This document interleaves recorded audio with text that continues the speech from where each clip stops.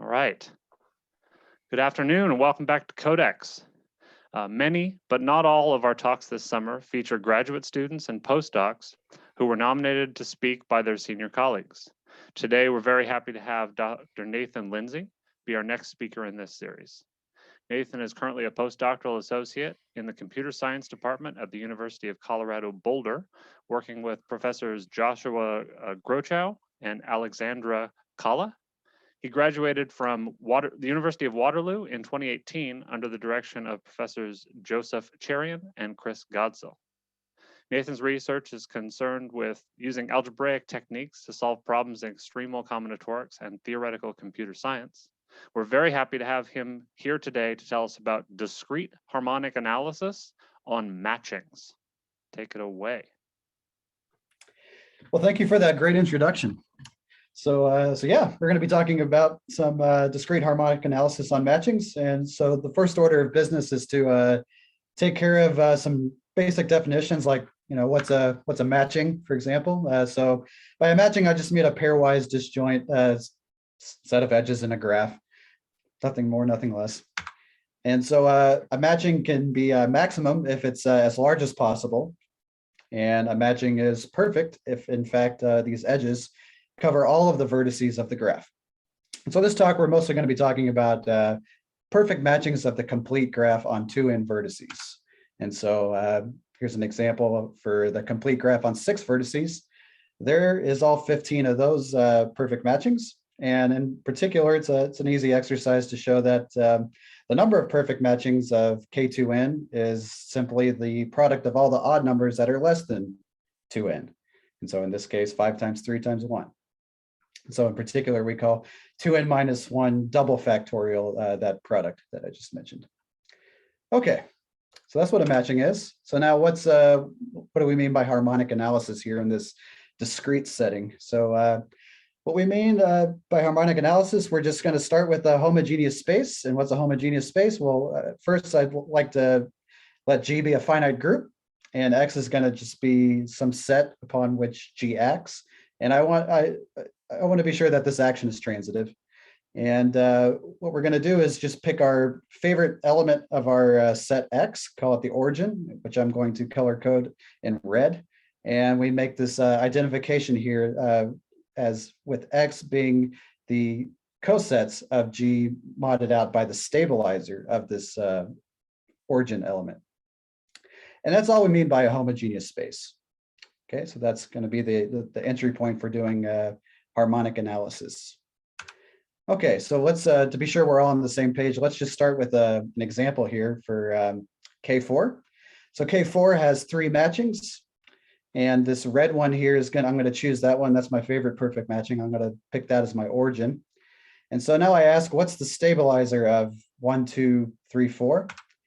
Well, that's just this group that I'm calling H2 here. So I can flip the endpoints of an individual edge, and that doesn't do anything to the matching. And I can take edges and I can swap them. And so that's it's another way we can stabilize the matching. And so you collect all those, and then there's your stabilizing subgroup. Okay, and so the green matching and the blue matching are just going to be translates of just the remaining cosets. Okay, and so this is what we mean by the homogeneous space perfect matchings of K4. Right, and then in general, this group that we called H2, we call it HN. And the stabilizer, if you know a thing or two about group theory, you can write this as a Reith product. It's not that important. It's just the stabilizer of your favorite perfect matching. And so we have that the space of perfect matchings is we can identify that with S2n modded out by the hyperoctahedral group. Okay, so first, before we embark on this journey, let's pause for a moment and ask ourselves, why would we even want to do this? Like, why are we viewing matchings in this somewhat peculiar way? So matchings pop up all the time in combinatorics, and so they're usually studied using combinatorial techniques. But what's cool is that if there's enough symmetry in your problem that you're interested in, so you have some discrete mathematical problem and deals with matchings, and if there's enough symmetry floating around, you can start using some powerful tools from harmonic analysis. And so here's just a list of some things that I've done recently. We won't have a chance to go into these during this talk, but suffice it to say that this insight can be really powerful for some discrete mathematical problems where you have enough symmetry floating around. Okay, so maybe let's, so we're talking about harmonic analysis. So I think the first thing that comes to a lot of our minds, especially in this audience, is perhaps the Fourier transform, which would be the case if, say, X was just a group, say G. So, right. So we can still, even if G is not abelian, which I think is maybe the setting that's most comfortable to us, we can still do Fourier analysis, and some folks call this non-abelian Fourier analysis. And so we're going to let G hat just be the set of all the ordinary irreducibles of G. And here the Fourier transform is going to be this matrix valued function. And so I know that's unfamiliar for some of us that are used to the abelian setting, but if you just think of rho as being the irreducible character and this being a 1-by-1 matrix, then this is nothing more than the familiar Fourier transform that we know for, say, abelian groups. Okay, so the Fourier basis, so here we've written this a little bit compactly. If you were to expand out that trace of the product of these two matrices, then it would pop right out at you that the Fourier basis is in fact given by the matrix entries of these irreducibles.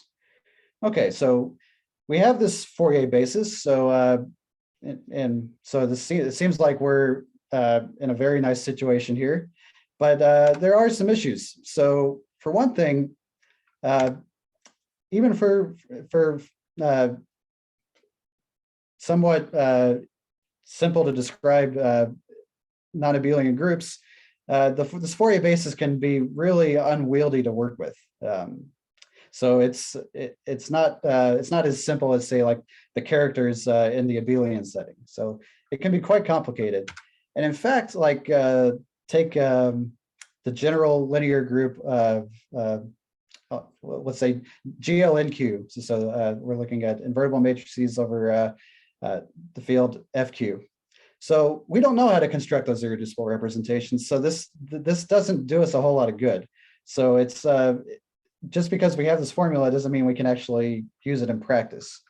And I haven't even, and so it's not even clear what to do if X doesn't have a group structure. So what this talk is going to be focused on is playing a kind of a trade-off game between bases and spanning sets.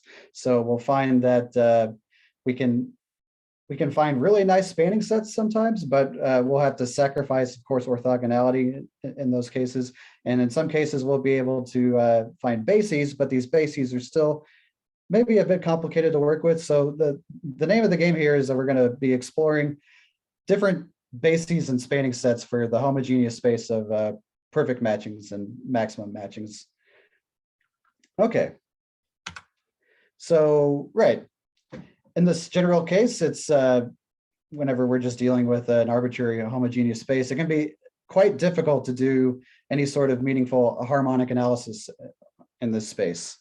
But if GK is what's called a Gelfand pair, then we're in business. And I'll give us a few definitions of what it means for G and K to form a Gelfand pair. The first one is that the double coset algebra, where multiplication is given by convolution, is commutative. And if you don't like that definition, then equivalently, if we consider now the space of complex valued functions on X and decompose that into irreducibles of G, so this M rho here is the multiplicity of the irreducible rho. So if all those multiplicities are no greater than 1 for all of my irreducibles in my group, then we say that GK is a Gelfand pair. Okay, so those two definitions are equivalent. And for each row, such that M rho equals 1, we're going to define this so-called rho spherical function. And this, and here, chi rho is not the capital of Egypt, but rather it's the irreducible character associated to rho. It is, and so we see that this row spherical function is the projection of the character associated to row onto the space of K invariant functions. So this is a very complicated sum that's a projection onto the space of K invariant functions. Okay. So the nice thing about this is that the spherical functions form an orthonormal basis for the double coset algebra. So that's something we like to hear whenever we're talking about harmonic analysis, the words orthonormal followed by basis, so that we can really do some damage there. And another thing is that the translates of these spherical functions, in fact, give a spanning set for the complex valued functions over X. Okay, so we're going to give some examples later concerning the perfect matching, the perfect matchings of K2n. But before we do that, we're going to need to talk a little bit about the representation theory of Sn, which is going to be our ambient group that's acting. So one thing is that the irreducibles of Sn are in bijection with the integer partitions of n. Okay. So these integer partitions are in one-to-one correspondence with cycle types of Sn, and these cycle types of Sn parameterize the conjugacy classes of Sn. So let's see some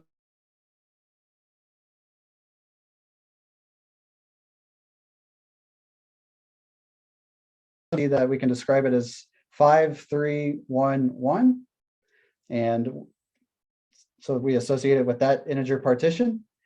And here we have that L lambda. So I'm using L lambda to denote the length of the partition. So we have it as 4.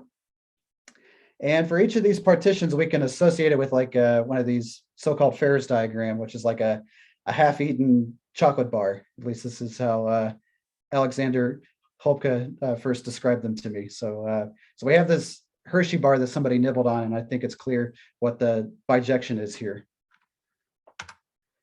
Okay, so the left regular representation of the group Sn can be written as follows. And so these dimensions, these have a nice combinatorial interpretation as the number of standard tableau of shape lambda. And so when I say shape lambda, this is just a loose way of talking about like the shape of the Pairs diagram, or the integer partition corresponding to the Pairs diagram. And so these standard tableau, these are just these chocolate bars that we've nibbled on, but we populate each of the cells with numbers such that all the numbers are increasing as we read them from left to right on a row, and they are increasing as we read from top to bottom along a column. So here's just some quick examples. So for instance, if we're looking at S4, then the dimension of the partition 3, 1 equals 3, because there are precisely 3 standard Young tableau of the shape 3, 1. Okay, so now we're in a position to start talking about perfect matchings of K2n. So first off, I'll just state that it's a well-known fact that S2n, Hn, which was the stabilizer of my favorite perfect matching, it's well known that that's a Gelfand pair.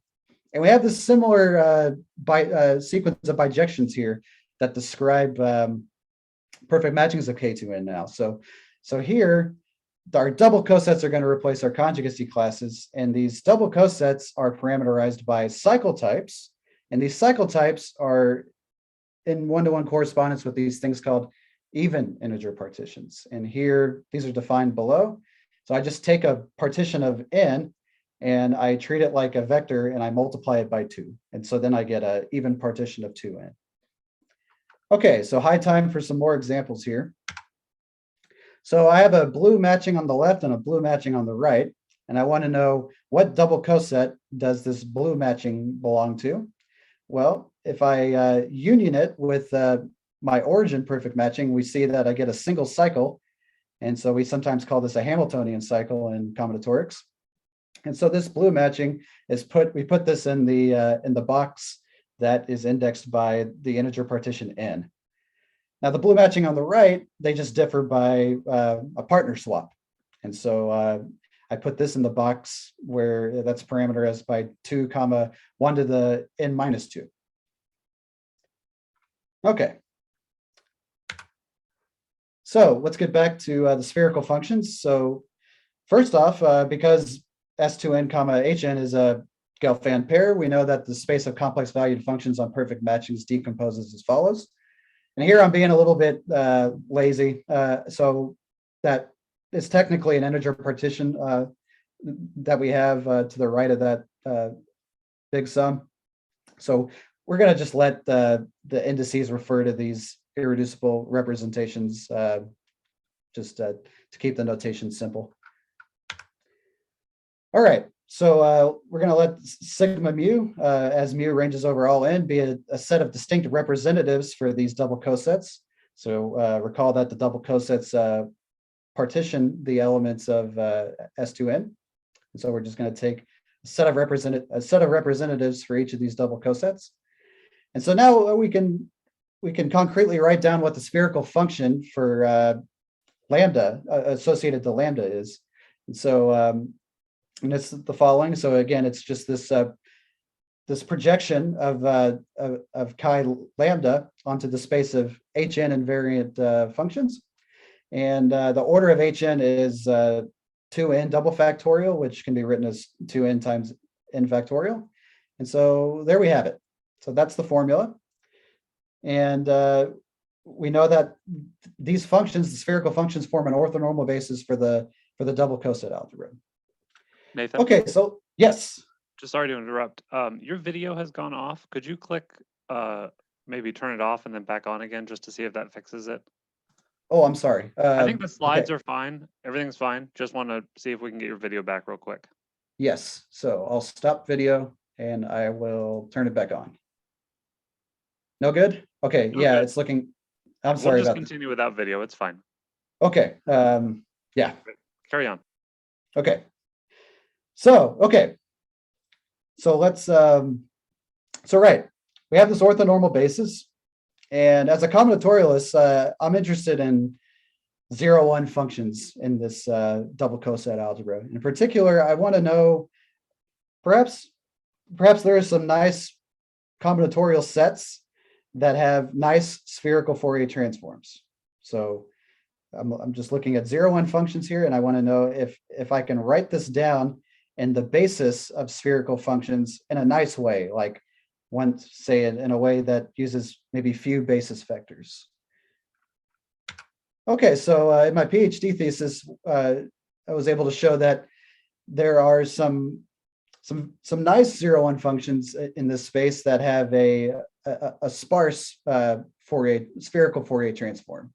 So in particular, this function CT, we're summing over all the double cosets such that the length of lambda is equal to t.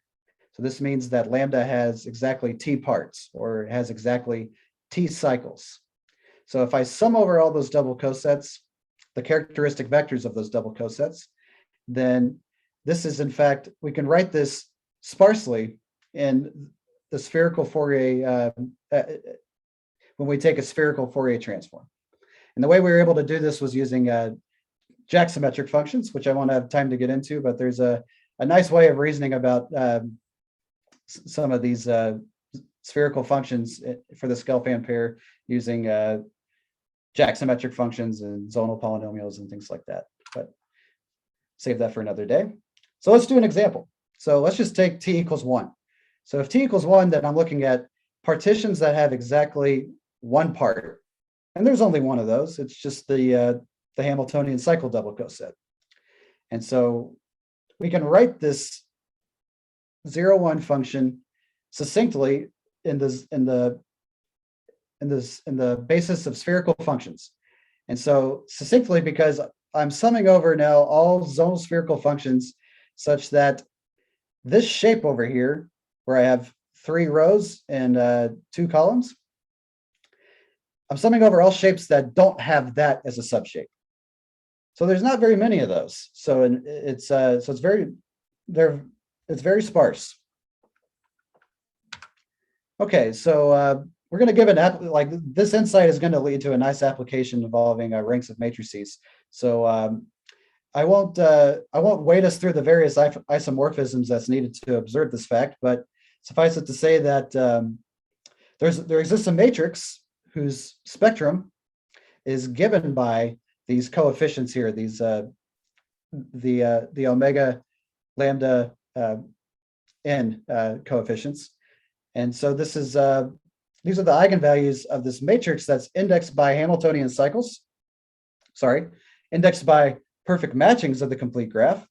And we have a 1 if when I take the union of two perfect matchings, I get a Hamiltonian cycle, and we get a 0 otherwise. Okay, so let's see an example of this. So here's H3. So I'm looking at perfect matchings of the complete graph on 6 vertices. There's 15 of those. And let's just consider the first row and the third column. So if I glue those two perfect matchings together, it's pretty clear that I don't get a Hamiltonian cycle. I have like a small 2 cycle there. But if I take the first row and the 5th column, and I glue those two together, then I get a Hamiltonian cycle. And so we just populate the rest of this matrix according to that rule. Okay, so we have this matrix, and we know that its eigenvalues are given to us by these coefficients that correspond to zonal spherical functions. So this tells me something about the rank of this matrix over, say, the complex numbers. So what I was able to do with co-authors is as n goes to infinity. So I look at this matrix, and I think of its rank as a function of n. So I'm looking at larger and larger and larger complete graphs on 2 n vertices. What we were able to show is that the rank of this matrix is shockingly small. And so this theta star, this is some asymptotic notation that computer scientists have adopted for sweeping polynomial factors under the rug. So we'll see why that was relevant on the next slide. But the way the rank grows is 8 to the n, rather than say 2 to the n minus 1 double factorial. So there's a huge discrepancy in the rank here between the largest possible rank and what the actual rank is. And so the proof here, we needed to roll up our sleeves and do some combinatorics to count these dimensions and get a nice asymptotic estimate here. But yeah, so we have this nice formula for the rank. And recently we have considered looking at the rank of a bipartite cousin of Hn. So here it's the same matrix really, only we're now indexing by perfect matchings of the complete bipartite graph KNN. And so we're considering the rank of this matrix. And what we were able to show with co-authors recently is that not only is there a nice formula for the rank of this matrix, but also the P rank of this matrix is the same as the rank, provided that P doesn't divide n. And this is pretty surprising. And so this has to do with the way we were able to get this. So first of all, it's getting at the P rank of arbitrary 0-1 matrices is quite difficult. And so it's shocking that I think this is shocking that we were able to get such a result. Very lucky. And the main reason why this coincidence between the rank reals and say the rank over FP is the same for provided P doesn't divide n is because of some deep facts about the characters or about the hook representations in the modular representation theory of Sn. So here, the sum over here, we're looking over lambda that do not contain the 2x2 box. And if you know a thing or two about representation theory, these are just, we just call these the hooks. And so the hooks are well behaved, even in the modular setting, provided P doesn't divide n. And so we were able to get this nice result.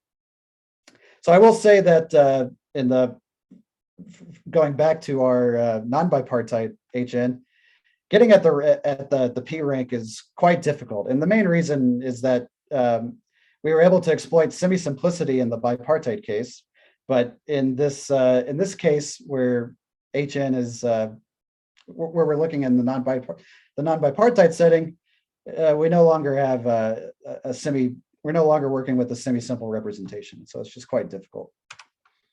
Okay, and so real quickly, I just want to say a few words about why we even are considering the ranks of these matrices. So these matrices, it turns out that they have a deep connection to some of these parameterized dynamic programming algorithms that pop up in theoretical computer science. And so what we were able to do with co-authors is by using this rank bound of O star 8 to the n, that bound was able to show that a lot of these known algorithms for counting Hamiltonian cycles in undirected graphs are essentially optimal, assuming this hypothesis that I won't get into it's called the strong exponential time hypothesis in complexity theory. So yeah, there is this really nice connection to hardness of counting Hamiltonian cycles subject to this conjectured complexity result. Okay, and so what I'm doing right now in this vein is trying to use the P rank of that bipartite matrix to give optimal algorithms for counting directed Hamiltonian cycles modulo odd primes, assuming this strong exponential time hypothesis.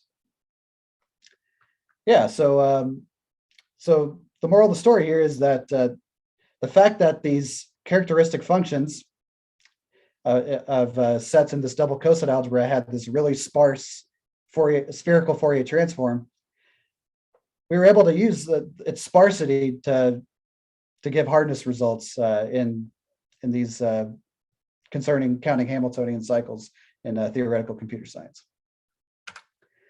Okay, so let's get back to our search for bases of the complex numbers, or sorry, not of the complex numbers, but rather of the complex valued functions over X. So we mentioned that the spherical functions only give a spanning set for this space.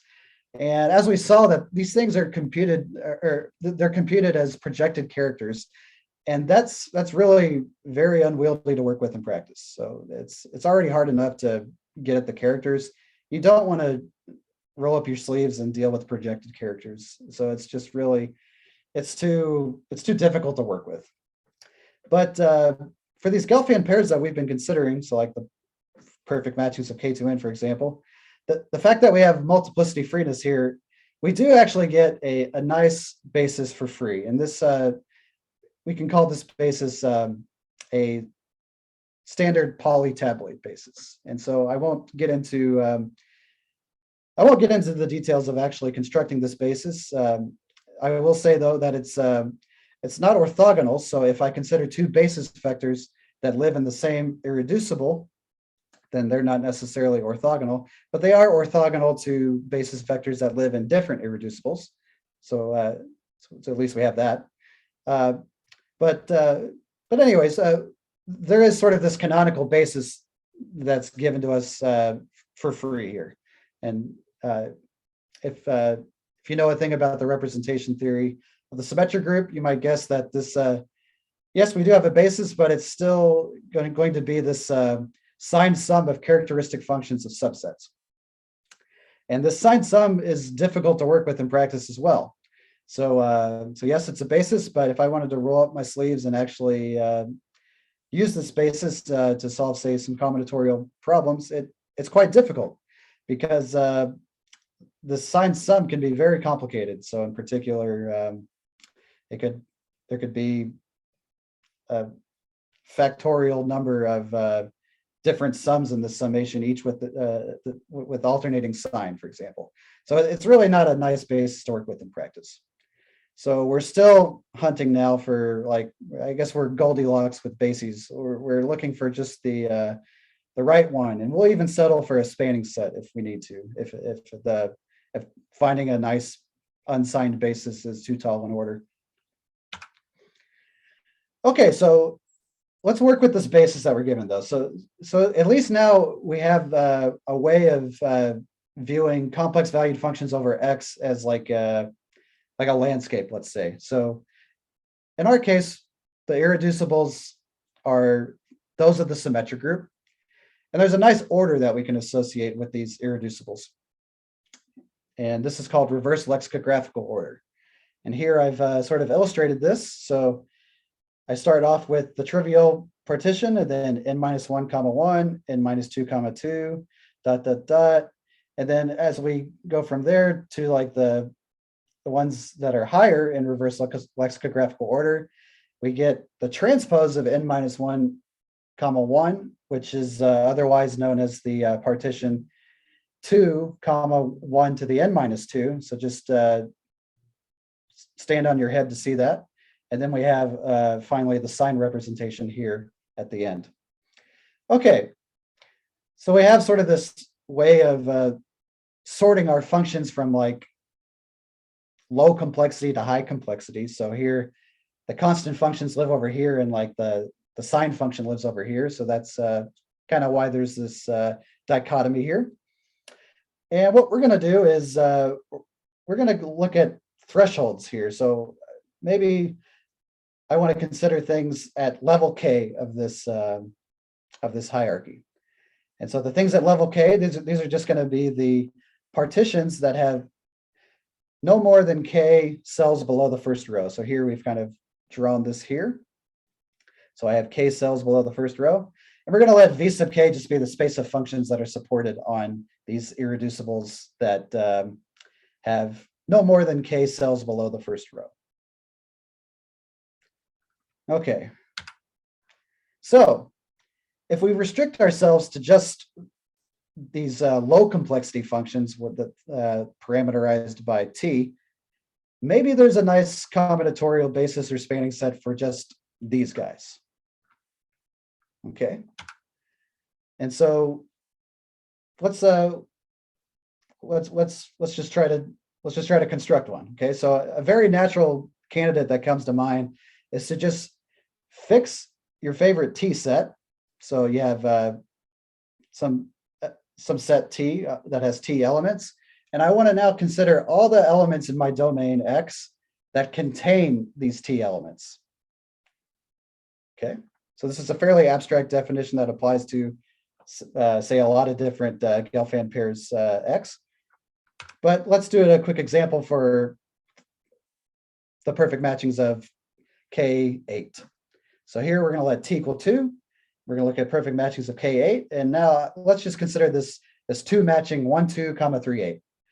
And so we're going to take all the perfect matchings that contain 1, 2, 3, 8. Okay, and that's going to be our set FT. And it's pretty easy to see that the set FT is of size 3. Okay, so we fix a T matching, and then we include all perfect matchings that of K8 that contain 1, 2, 3, 8. Okay, so in my thesis, I showed that these guys span the low complexity functions parameterized by T. Okay, and so similar results hold for other domains X. Won't get into that, but this is a very natural result. And so these FTs, they give us a very simple combinatorial spanning set for these functions of, let's say, Fourier degree T. So that is, they live in this space VT. And they also have a very sparse support. So if I look at the proportion of zeros to ones in these characteristic functions, the number of ones tends to 0 in comparison to those that are 0. Okay, so when you get something that's this nice, you start to wonder. It's like, okay, so maybe I'm looking at something that's something that is the maybe optimal solutions to an optimization problems. So these are somehow this is a very nice set of 0-1 functions that we have here. And so as a combinatorialist, your suspicion is these things should hold some deeper meaning.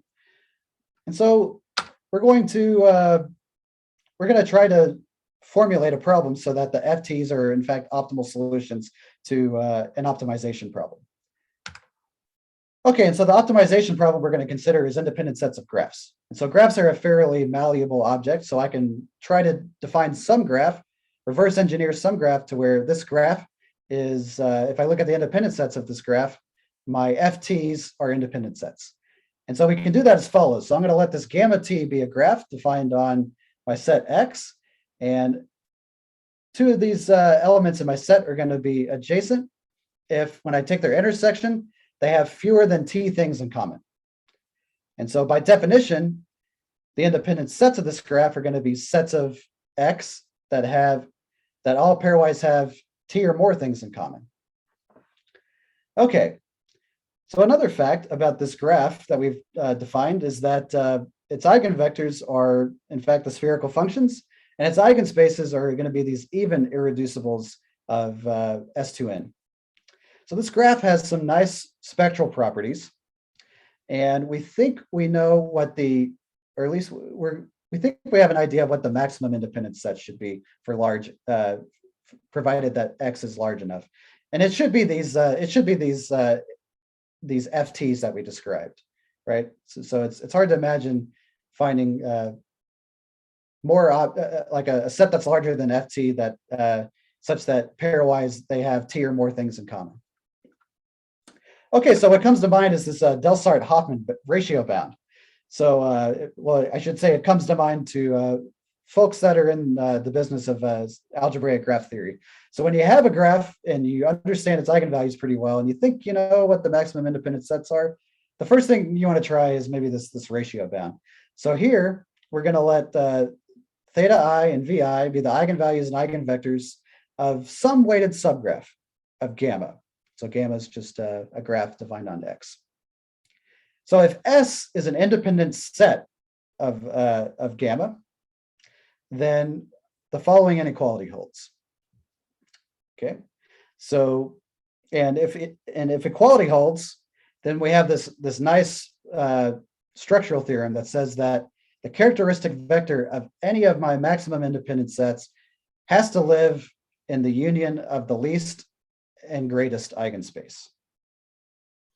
Okay, so like we said before, we think that these FTs are solutions to an optimization problem.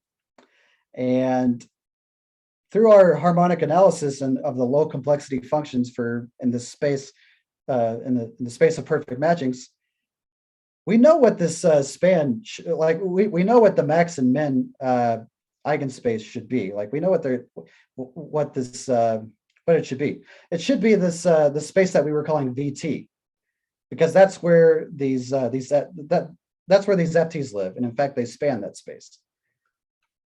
Okay, so all right, so let's hold on to that thought. So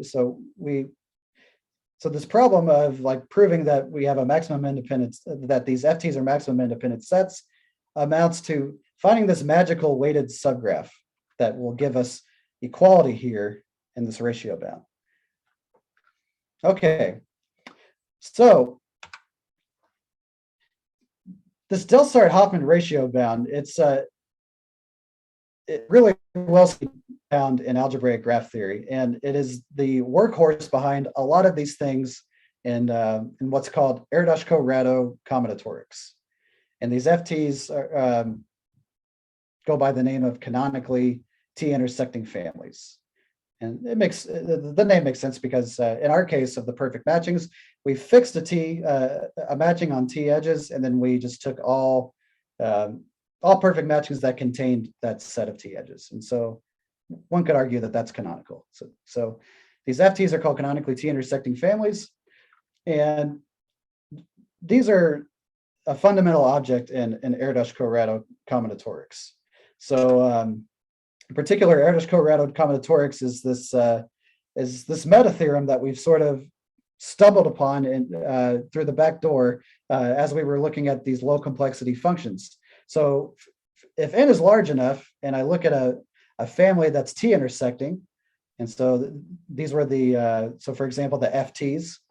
So if I consider a T-intersecting family, then that family can be no larger than the ground set of dimension T fewer. Okay, so we saw this in our example before. So yeah, this is like the Erdős-Corrado meta theorem. And so we just stumbled across this by picking a homogeneous space X, in our case, the perfect matchings of K2n, and just reasoning about what's a canonical spanning set for these low complexity functions, say parameterized by T. And so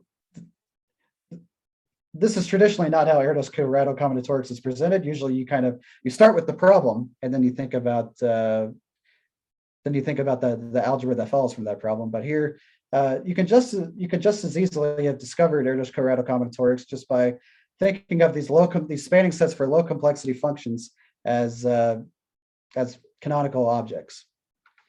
Okay, and so I won't get into the details here, but as you might have guessed, Erdos-Co and Rado kicked this off in the 30s with K-sets of an n-element set. And there's been loads and loads of research in this direction that gives these sort of Erdos-Co-Rado type theorems for T-intersecting families of various objects. Oops. And there's so many of them that there's actually, there's been a book written about them. And this is a book by one of my co-advisors and his co-author. So yes, this is a fascinating area, and my take-home message here is that the low complexity functions of certain nice homogeneous spaces naturally lead themselves to these sorts of Erdos-Co-Rado type questions, even though at first glance it seems like something out of left field. So one could just as easily start with harmonic analysis and find these theorems rather than start with combinatorial objects and deduce Erdos-Co-Rado theorems. Okay, so in that book, there was a question about perfect matchings. And what I was able to show in my thesis was an asymptotic version of a conjecture posed in the final chapter of that book. And so those FTs that we saw, these canonically intersecting families of K2n, what I was able to show is that not only can a T-intersecting family of perfect matchings, not only can it not be larger than an canonically T-intersecting family, but the canonically T-intersecting families are in fact the only ones. And so that case of characterizing the case of equality was it's quite difficult. And so that part of the proof uses some isoparametric properties of the homogeneous space of perfect matchings of K2n. I won't have time to get into that, but one of the main things about this proof here was that going back to that ratio bound, our harmonic analytical endeavors showed that we already knew in advance what the min eigenspace and greatest eigenspace should be. It came from knowing that the FTs spanned the low complexity functions with respect to T. So that was given to us for free. And so once we know that, it just becomes a game of, okay, how can we construct some sort of weighted subgraph of gamma T that has the desired eigenvalues on that space VT. So we want VT to be the union of the max and min eigenspace. And so actually constructing that weighted subgraph of this graph gamma T, it's a tricky business. And so to do that, we needed some facts about symmetric functions, particular Jack symmetric functions and zonal polynomials. They surface in this proof, and also some facts about representation stability. So I won't get into that, but suffice to say that representation stability studies certain representations that for sufficiently large n exhibit some sort of stability phenomenon, like their multiplicities don't depend on n for sufficiently large n, and things of that nature. So yeah, it was nice to be able to use some fairly nice algebraic. It was nice to use some fairly nice algebra to actually construct this weighted subgraph of gamma T. Okay, so in the last 5 or 6 or so minutes, so let's take we're going to take a a spatial view of functions rather than the spectral view that we've been talking about.